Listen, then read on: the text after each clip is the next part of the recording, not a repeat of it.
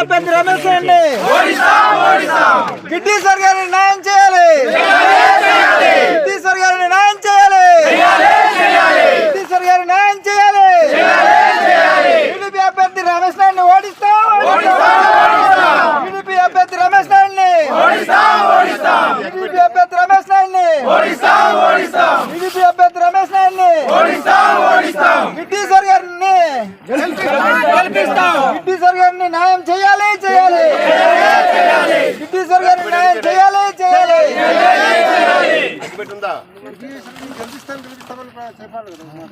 గిడ్డీశ్వరుని గెలిపిస్తాం,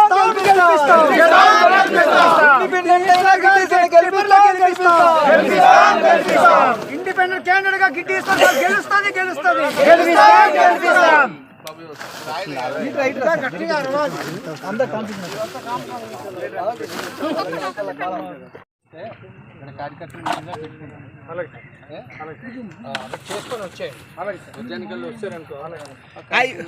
ఇప్పుడు ఒక్కసారి చెప్పండి.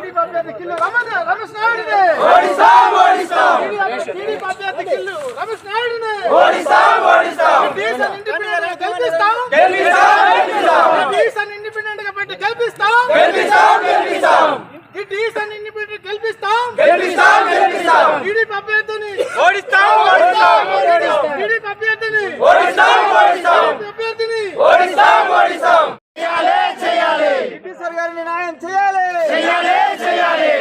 అభ్యర్థి రమేష్ నాయుడిని గిడ్డీశ్వర్ గారిని న్యాయం చేయాలి, గిడ్డీశ్వర్ గారిని న్యాయం చేయాలి, టీడీపీ అభ్యర్థి రమేష్ నాయుడిని